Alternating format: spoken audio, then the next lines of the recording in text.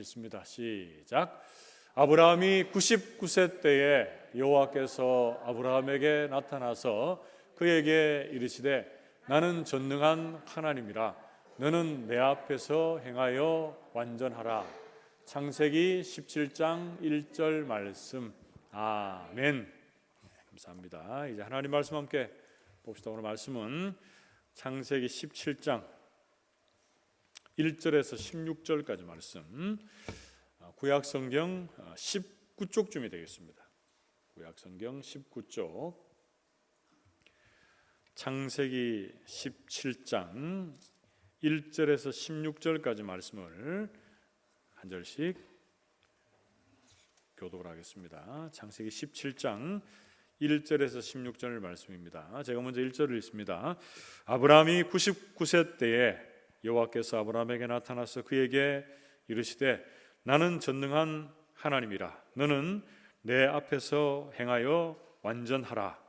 내가 내 언약을 나와 너 사이에 두어 너를 크게 번성하게 하리라 하시니 아브라함이 엎드렸더니 하나님이 또 그에게 말씀하여 이르시되 보라 내 언약이 너와 함께 있으니 너는 여러 민족의 아버지가 될지라.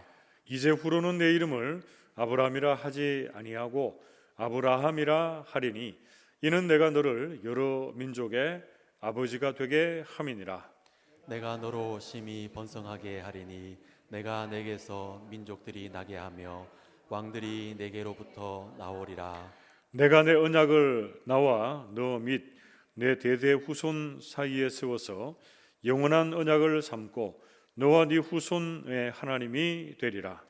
내가 너와 내 후손에게 내가 거류하는 이 땅 곧 가나안 온 땅을 주어 영원한 기업이 되게 하고 나는 그들의 하나님이 되리라. 하나님이 또 아브라함에게 이르시되 그런즉 너는 내 언약을 지키고 네 후손도 대대로 지키라. 너희 중 남자는 다 할례를 받으라. 이것이 나와 너희와 너희 후손 사이에 지킬 내 언약이니라. 너희는 포피를 배워라. 이것이 나와 너희 사이의 언약의 표징이니라.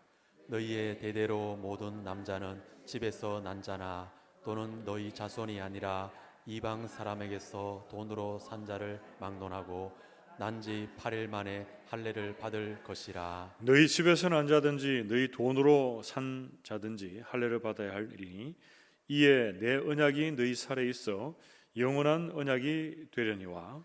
할례를 받지 아니한 남자 곧 그 포피를 베지 아니한 자는 백성 중에서 끊어지리니 그가 내 언약을 배반하였음이니라. 하나님이 또 아브라함에게 이르시되 네 아내 사레는 이름을 사레라 하지 말고 사라라 하라.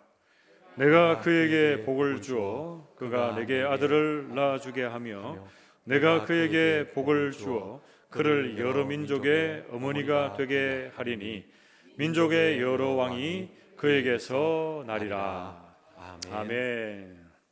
우리 앞에 저기 계시는 분들과 이렇게 한번 인사하고 말씀을 받겠습니다. 말씀에 은혜 받읍시다. 인사하겠습니다. 우리가 계속적으로 이 아브라함의 가정에 대한 말씀을 나누고 있는데요.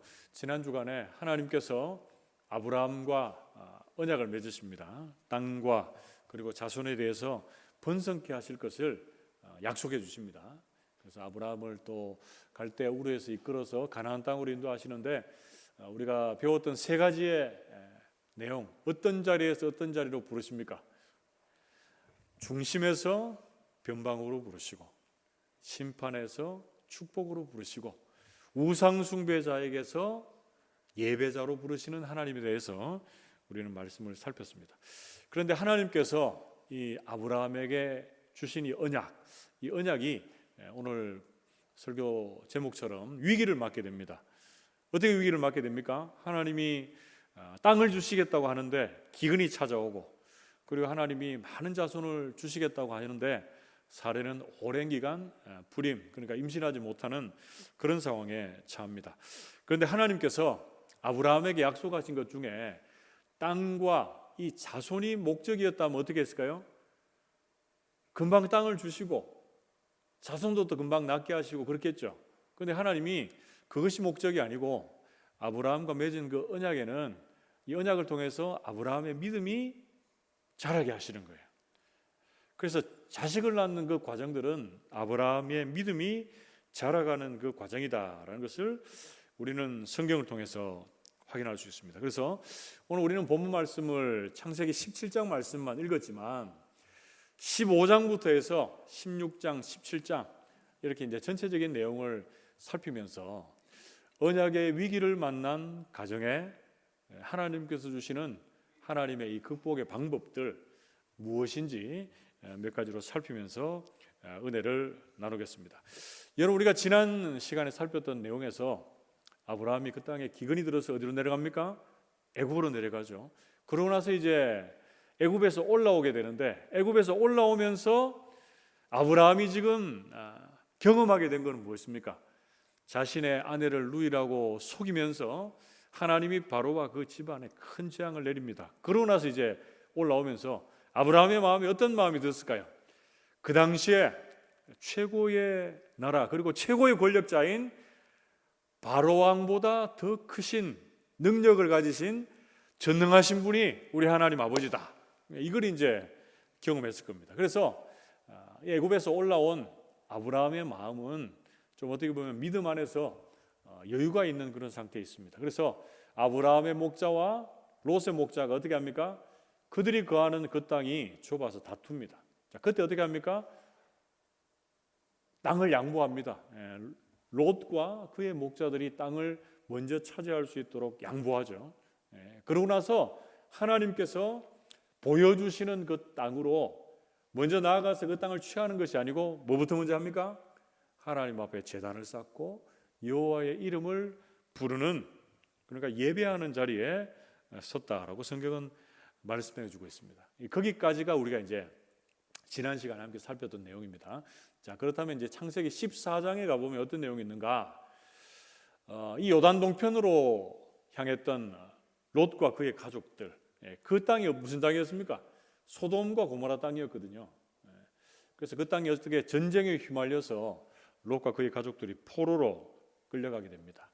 그 소식을 들은 아브라함은 318명의 자신이 기르는 사람들과 함께 가서 롯과 그의 가족들을 구출해 옵니다.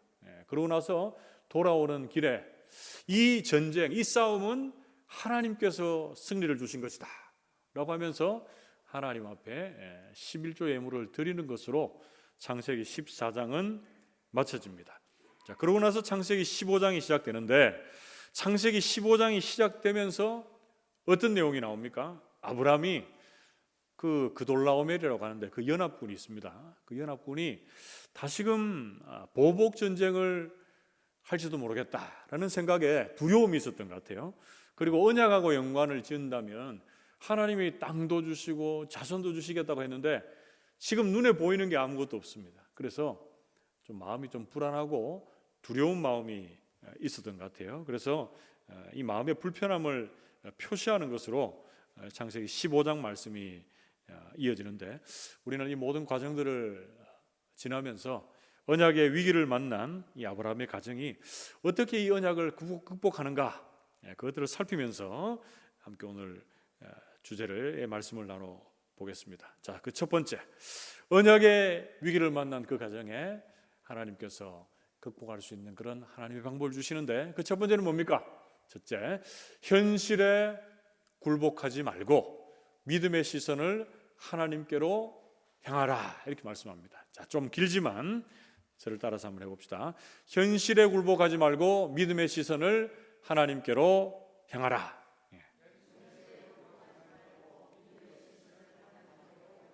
그렇습니다. 창세기 15장 1절 말씀을 보면, 이후에 여호와의 말씀이 환상 중에 아브라함에게 임하여 이르시되 아브라함아 두려워하지 말라, 나는 네 방패요 너의 지극히 큰 상급이다, 이렇게 말합니다. 여러분, 우리는 어떻습니까? 우리는 위기를 만납니다. 인생을 살다가 믿음의 위기를 많이 만나죠. 그때 뭘 주로 바라봅니까? 이 땅만 바라봅니다. 이 땅만, 현실만 바라봐요. 눈을 들어서 하나님을 바라보지 못하고 현실에 함몰되고 현실에 굴복될 때가 많은데, 우리 하나님께서는 그런 아브라함에게 나타나셔서 어떤 말씀을 주십니까? 아브라함아 두려워하지 말아라, 나는 너의 뭐가 됩니까? 방패다. 그리고 나는 너의 지극히 큰 상급이다. 이렇게 말씀하고 있어요. 자, 지금 하나님께서 주시겠다고 하신 땅과 자손에 대한 믿음도 희미해져 가고, 그리고 보복 전쟁에 대한 두려움도 있었던 아브라함에게 나타나셔서 주시는 그 주님의 말씀, 나는 너의 방패다. 이게 뭘 의미합니까? 방패는 뭐 하는 거죠? 전쟁할 때 자신을 보호하는 거잖아요, 그죠? 근데 하나님 우리의 방패가 되어 주시면 우리가 어떻게 되겠습니까? 그 어떤 것도 하나님을 뚫을 수 없어요. 그러니까 하나님은 우리를 가장 안전하게 보호해 주시겠다, 이렇게 말씀해 주고 있습니다. 그리고 하나님이 두려워하지 말라라고 하시면서 나는 너의 지극히 큰 상급이다, 이렇게 얘기하시는 거예요. 자, 하나님이 지극히 큰 상급이 되신다는 것은 하나님이 우리의 아버지가 되시고 우리는 하나님의 자녀가 되어서 하나님의 언약 안에서, 말씀 안에서 주시는 풍성함들을 우리가 누리며 살 수 있도록 주께서 인도해 주시겠다, 이렇게 말씀해 주고 있습니다. 자, 그런데 이 하나님의 방패가 되겠다, 상급이 되어 주겠다 하는 말씀 앞에서 아브라함이 어떻게 얘기합니까? 이 믿음 없는 또 대답을 하는데 이렇게 대답합니다. 나는 자식이 없으니 내 종 엘리에셀이나 내 상속자가 되었으면 좋겠습니다. 이렇게 대답합니다. 자, 이 말 후에 우리 주님의 또 말씀을 한번 봅시다. 창세기 15장 4절에서 7절까지 자, 이어서 말씀을 봅시다. 여호와의 말씀이 그에게 임하여 이르시되 그 사람이 네 상속자가 아니라 네 몸에서 날 자가 내 상속자가 되리라 하시고 그를 이끌고 밖으로 나가 이르시되 하늘을 우러러 무뼈를 셀 수 있나 보라. 또 그에게 이르시되 내 자손이 이와 같으리라. 이렇게 말씀하고 있습니다. 여기까지요. 자, 지금 우리 주님 어떻게 하고 있습니까?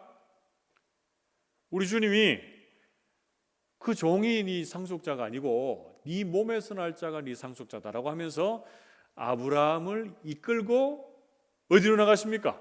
밖으로 나가서 하늘의 무별, 여러분 하늘의 별이 얼마나 많습니까? 그죠? 그 별을 실제로 보여주시면서 네 자손이 이와 같이 많아질 것이다, 이렇게 말씀을 해주고 계십니다. 현실을 바라보고 두려워하고 불안해하는 아브라함에게 우리 주님께서 직접적으로 실물 교훈 보여주시면서 하나님의 그 언약을 다시 약속하시고 아브라함을 격려하시고 위로하시고 계시는 부분이 바로 이 부분입니다. 여러분, 하늘의 별을 바라본 아브라함, 하나님의 이 약속을 바라본 아브라함은 그 약속을 믿고 6절 말씀에 보면 하나님이 이것을 그의 의로 여기셨다, 이렇게 말씀합니다.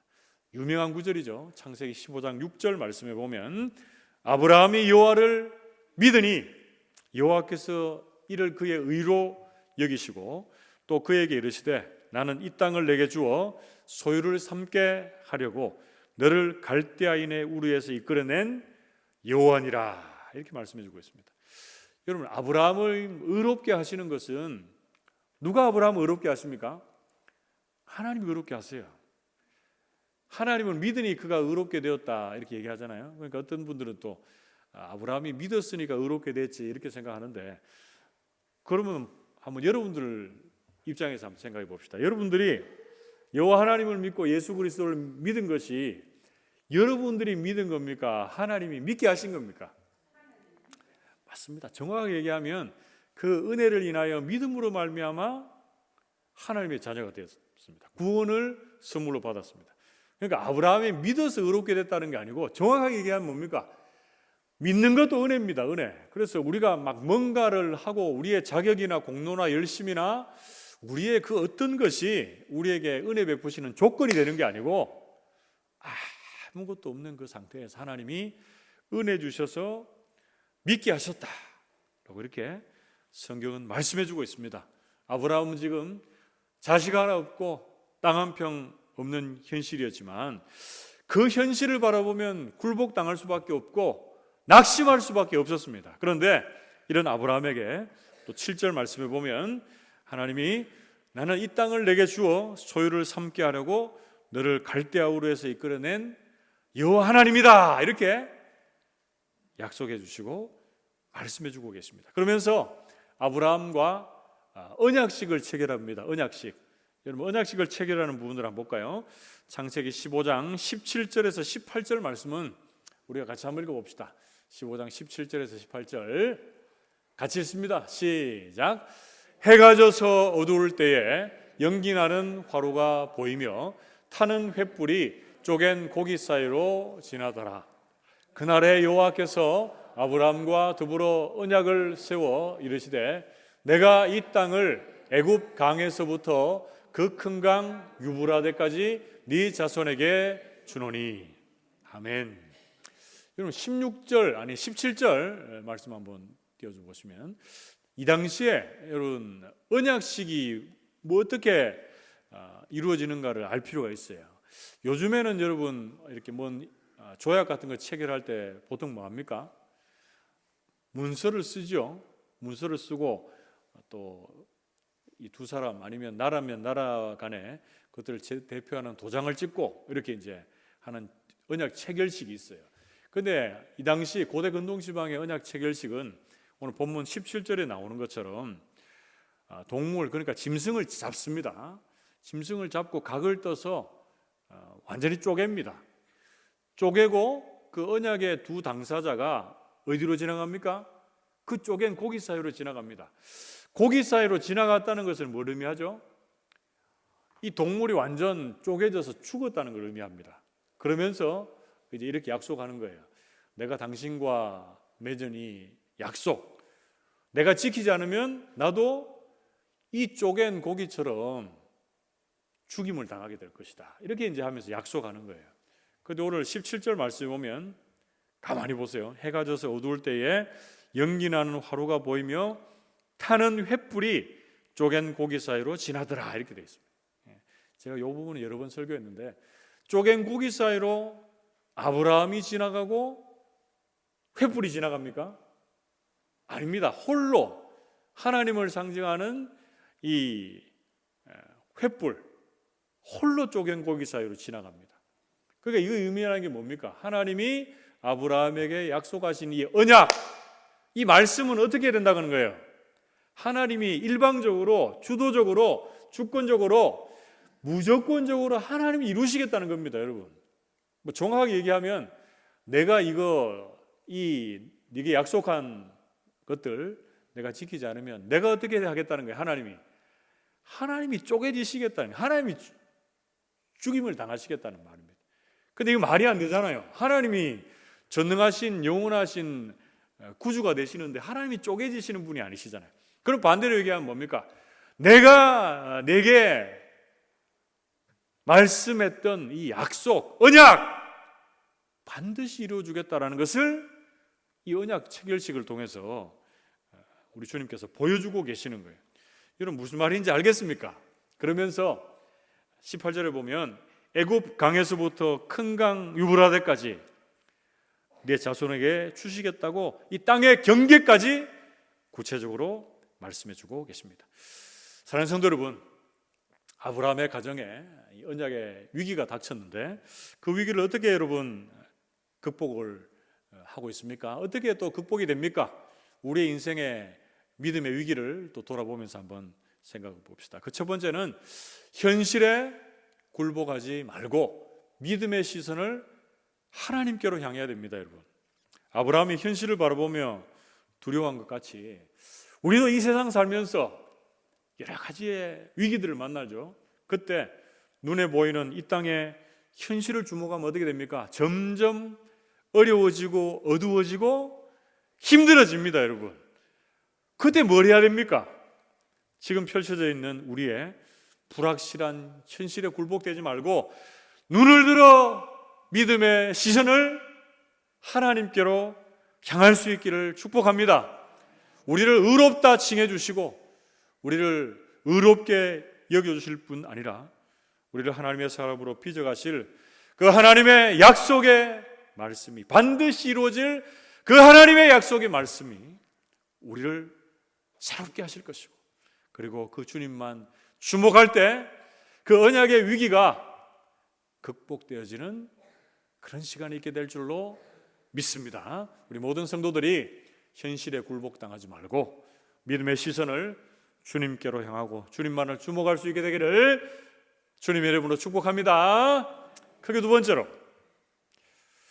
아브라함의 가정에 닥친 이 언약의 위기 어떻게 극복해 나갈 수 있겠습니까? 우리가 오늘 본문에서 알 수 있는 두 번째 주제는 뭡니까? 인간적인 방법이 아닌 하나님의 일하심을 기다리라, 이렇게 말씀합니다. 이 창세기 16장 내용인데요, 첫째 대지는 창세기 15장입니다. 자, 우리가 좀 따라해 봅시다. 인간적인 방법이 아닌 하나님의 일하심을 기다리라. 그렇습니다, 여러분. 인간적인 방법이 아니라 하나님의 일하심, 다르게 얘기하면 뭡니까? 하나님의 방법을 기대하고 기다리라. 좀 더 말하면 기대하며 기다리며 기도하라, 이렇게 말씀합니다. 하나님을 향한 불신이 아닌 약속이 이루어질 것을 믿고 기대하며 기다리라라고 성경은 우리에게 말씀해 주고 있습니다. 창세기 16장 1절에서 2절 말씀에 보면 기다리지 못하고 기대하지 못하고 인간적인 방법으로 후사를 취하려고 했던 아브라함 가정의 이야기가 나옵니다. 아브라함의 아내 사레는 출산하지 못하였고 그에게 한 여종이 있으니 애굽 사람이요 그 이름은 하갈이라. 2절에 사레가 아브라함에게 이르되 여호와께서 내 출산을 허락하지 아니하셨으니 원하건대 내 여종에게 들어가라. 내가 혹 그로 말미암아 자녀를 얻을까 하노라 하매 아브라함이 사레의 말을 들으니라, 이렇게 말씀합니다. 여러분, 이 말씀에서 15장에는 어떤 얘기를 했습니까? 자신의 종이 상속자가 될 것이다, 이렇게 아브라함이 얘기했고, 지금 16장에는 또 누가 먼저 났습니까? 그의 아내가 나서서 종을 취하여서 후사를 봐라, 이렇게 이제 얘기하면서 아브라함이 그 아내의 말을 들었다라고 이렇게 말씀합니다. 그런데 여러분, 15장에 나오는 이 종을 통해서 상속하는 것과 그리고 이 16장에 나오는 또 여종을 통해서 그 후사를 이어가는 이 방식들, 이 당시에는 다 합법적입니다. 합법적이에요. 불법이 아니라 합법적이에요. 그런데 뭐가 아닙니까? 이 방법은 하나님의 방법이 아닌 겁니다. 여러분. 하나님의 방법이 아니에요. 그것을 어떻게 알 수 있습니까, 여러분? 아브라함의 가정에 나타난 불화, 다툼을 보면 여러분 알 수가 있죠. 창세기 16장 3절과 4절 말씀을 참고하면 아브라함의 아내 사레가 그 여종 애굽 사람 하갈을 데려다가 그 남편 아브라함에게 첩으로 준 때는 언제였다고요? 아브라함이 가나안 땅에 거주한 지 10년 후였더라, 이렇게 말씀합니다. 아브라함이 하갈과 동침하였더니 하갈이 임신하매 그가 자기의 임신함을 알고 그의 여주인을 멸시했다, 이렇게 말합니다. 아브라함이 지금 갈대우르에서 가나안 땅으로 이끌림 바 된 그 나이를 75세로 소개하고 있는데 거기서부터 10년이 지난 거예요. 10년. 그 10년이 지나면 아브라함의 생각에는 어떻습니까? 나는 이제 기다릴 만큼 기다렸다, 이렇게 생각할지도 모르겠어요.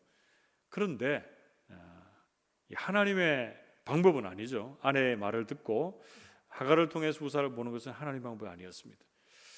자, 그런데 하갈이 임신하고 나서 하갈이 그 주인 사레를 멸시합니다. 이제는 자기가 종이 아니고 첩이 아니고 이 본 아내처럼 이렇게 행동을 하고 말했을 것 같아요. 자, 그 모습을 보고 사라가 가만히 있을 수 있겠습니까? 사라가 하갈을 학대하고 하갈이 도망갑니다.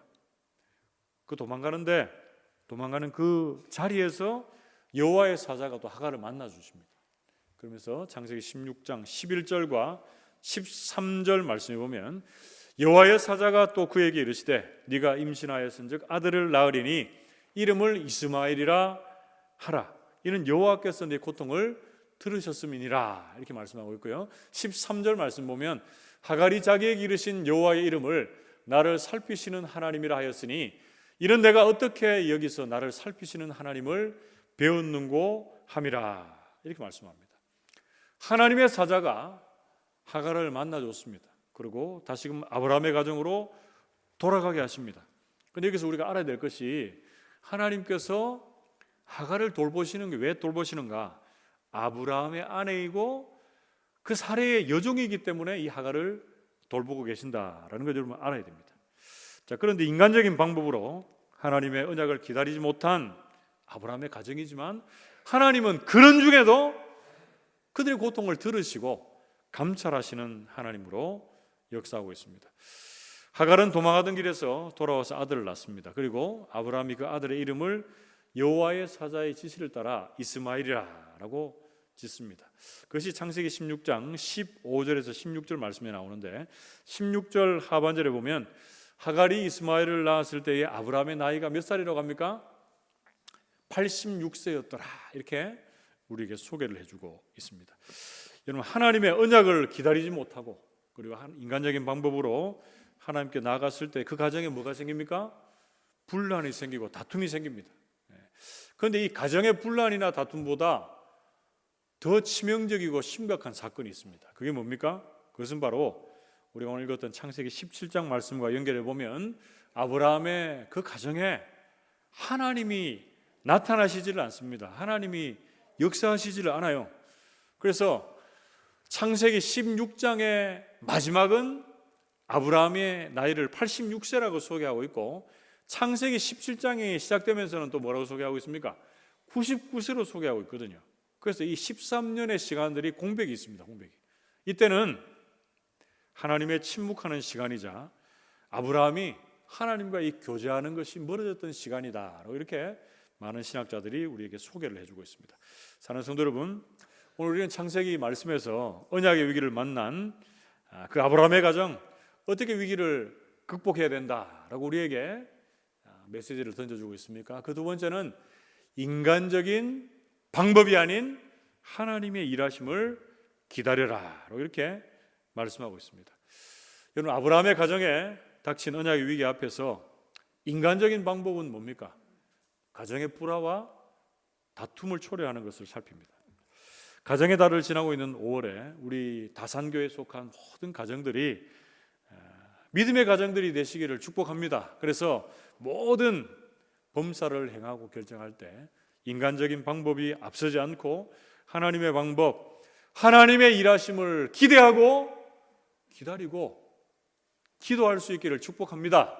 그래서 우리 다산교회에 속한 모든 가족들이 화목한 가정의 달을 보낼 수 있게 되기를 주님의 이름으로 축복합니다. 마지막 세 번째로 오늘 본 말씀에서 우리가 알 수 있는 언약의 위기를 만난 아브라함의 가정 가운데 그 위기를 어떻게 극복할 수 있겠는가? 세 번째 메시지는 창세기 17장을 통해서 우리에게 던져주십니다. 뭡니까?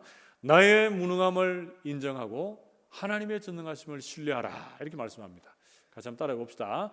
나의 무능을 인정하고 하나님의 전능하심을 신뢰하라. 그렇습니다. 하나님 앞에서 나는 아무것도 아닙니다. 나의 무능함을 인정하고 하나님의 전능하심을 신뢰하는 게 참된 믿음입니다, 여러분. 그래서 믿음을 정의할 때 이렇게 정의해도 됩니다.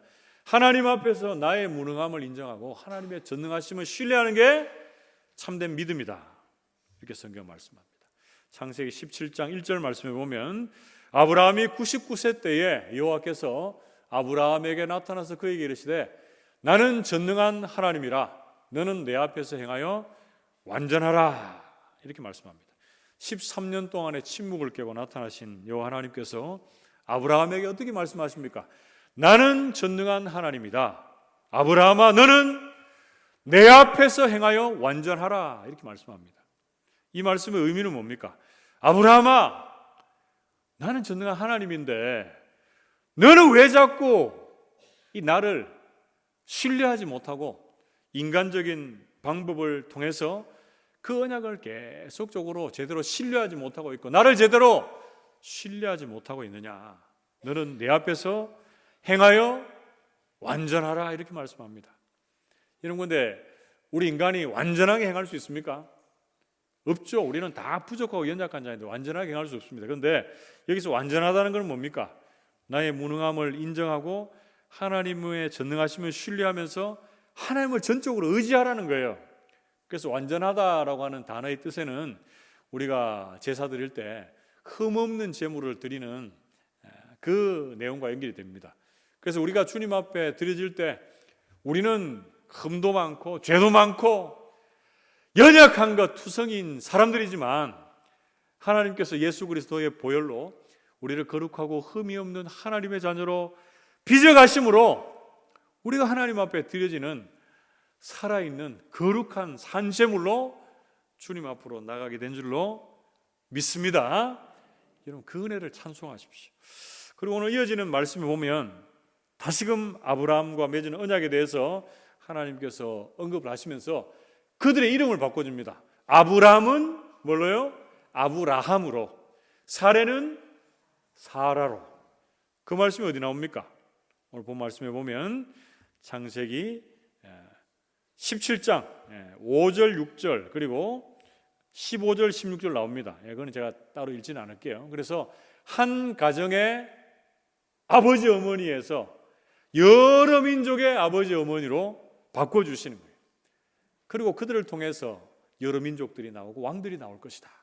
한마디로 뭡니까? 믿음의 조상이 되고 축복의 통로가 될 것이다 라는 것을 보여주고 있습니다. 이름을 바꿨다는 건 뭡니까? 그 당시의 이름은 그들이 살아갈 그 삶의 모든 내용들과 그대로 직결이 되는 그런 의미 있는 이름이다라는 것을 우리는 알 수 있죠. 그래서 하나님은 그렇게 그들의 인생을 바꿔주시는 겁니다. 그리고 창세기 17장 2절에서 4절 말씀에 보면 하나님께서 아브라함과 맺은 언약을 또 언급하시면서 이런 말씀을 주십니다. 2절과 4절 말씀, 창세기 17장 2절 4절 말씀은 우리 같이 한번 읽어봅시다. 같이 앞에 보시면서 읽습니다. 시작. 내가 내 언약을 나와 너 사이에 두어 너를 크게 번성하게 하리라 하시니 아브라함이 엎드렸더니 하나님이 또 그에게 말씀하여 이르시되 보라 내 언약이 너와 함께 있으니 너는 여러 민족의 아버지가 될지라. 아멘. 이제 이러면서 이제 이름을 바꿔지는 내용이 나오는데 여기서 중요한 건 뭐냐면 하나님께서 아브라함에 나타나셔서 언약을 말씀할 그때에 아브라함이 지금 어떻게 하고 있습니까? 3절을 보면 엎드렸답니다. 엎드렸다. 이것은 여호와 하나님을 경외했다, 경배했다, 하나님 앞에 항복했다 이런 의미 다 해석을 할 수가 있습니다. 그래서 하나님 앞에 자신의 무능함을 인정하고 하나님의 전능하심을 신뢰하는 그 모습이 이 엎드리는 모습으로 여러분 표현이 되는 겁니다. 그래서 여러분 이런 말 들어봤죠? 하나님 앞에 항복할 때 우리가 어떻게 됩니까? 행복해진다. 이거는 좀 언어 유희라고 할 수 있는데 다시 한번요. 하나님 앞에 항복할 때 우리는 행복해진다. 맞는 것 같아요. 하나님 앞에 반항하고 주님께 떠나는 인생은 불행한 인생입니다. 그런데 하나님 앞에 엎드리고 두 손 들고 하나님 앞에 항복하는 인생은 행복한 인생이다라고 성경은 우리에게 말씀해 주고 있는 겁니다. 그래서 오늘 창세기 17장 7절에서 8절 말씀 보면 하나님께서 아브라함에게 나타나셔서 약속해 주신 그 언약이 어떤 언약이라고 우리에게 소개해 주고 있습니까? 7절에서 8절 말씀. 내가 내 언약을 나와 너 및 내 대대 후손 사이에 세워서 영원한 언약을 삼고 너와 내 후손의 하나님이 되리라. 내가 너와 내 후손에게 내가 거류하는 이 땅 곧 가나안 온 땅을 주어 영원한 기업이 되게 하고 나는 그들의 하나님이 되리라. 이렇게 말씀합니다. 여러분 여기서 좀 눈에 들어오는 단어가 뭡니까? 영원한 언약, 영원한 기업, 그리고 하나님이 우리의 하나님이 되시겠다라는 것. 영원은 우리 인간하고는 어울리지 않는다는 말씀 계속 드렸죠. 그래서 사람과 맺은 약속은 영원 불변하지가 않습니다. 그러나 하나님이 우리와 맺은 약속은 영원한 언약이요 영원한 기업이요 하나님이 우리의 아버지가 되시고 우리가 하나님의 자녀가 되어서 그 언약의 중심을 붙들 때에 확실하게 이루어지는 그 언약, 그 약속이 되는 줄로 믿습니다. 그 영원한 언약, 영원한 기업을 붙잡고 하나님께서 이 표징으로 아브라함의 가족들에게 뭘 하라 하십니까? 남자들에게 할례를 행하게 하십니다. 창세기 17장 9절에서 10절 말씀에 그 말씀이 나오고요. 그 실제적으로 또 어떻게 합니까? 아브라함이 즉각적으로 돈으로 산자를 포함해서 이방인 포함해서 모든 남자들에게 할례를 행하는 모습이 나오는데 창세기 17장 23절 말씀에 보면 이에 아브라함이 하나님이 자기에게 말씀하신 대로 이날에 그 아들 이스마엘과 집에서 태어난 모든 자와 돈으로 산 모든 자, 곧 아브라함의 집 사람 중 모든 남자를 데려다가 그 포피를 베었다. 할례를 시행했다라는 것으로 창세기 17장은 마무리가 되고 있습니다. 그러니까 이것은 뭘 의미합니까? 나는 할 수 없으니 하나님께서 행하여 주시기를 기대하는 마음으로 그 말씀에 전적으로 여러분 순종을 하고 있습니다. 이런 아브라함의 가정에 하나님께서 후손을 주시고 그리고 믿음의 조상 축복의 통로로 세워주신 것을 우리는 성경 말씀을 통해서 확인하게 됩니다. 사랑하는 성도 여러분, 세 번째로 언약의 위기를 만난 이 아브라함의 가정이 어떻게 이 위기를 극복하고 있습니까? 세 번째는 나의 무능함을 인정하고 하나님의 전능하심을 신뢰함으로 이 위기를 극복해가고 있습니다. 아브라함의 인생에서 배우는 이 세 번째 메시지를 우리 모든 성도들도 마음에 담고 나의 약함, 나의 부족함, 그리고 나의 악함을 여러분 인정하십시오. 그리고 하나님의 전능하심과 하나님의 일하심을 신뢰하며 또 의지할 수 있게 되기를 주님의 이름으로 축복합니다. 말씀을 맺으러 갑니다. 여러분 오늘 본 말씀에서 깨닫게 되는 언약의 위기를 만난 이 아브라함의 가정이 이 언약의 위기를 극복하기 위한 하나님의 방법 무엇이 있습니까? 세 가지로 한번 정리해 봅시다. 첫 번째, 현실에 굴복하지 말고 믿음의 시선을 하나님께로 향해라 이렇게 말씀합니다. 그리고 둘째, 인간적인 방법이 아닌 하나님의 방법, 하나님의 일하심을 기다리라 이렇게 말씀합니다. 그리고 세 번째, 나의 무능함을 인정하고 하나님의 전능하심을 신뢰하라라고 말씀합니다.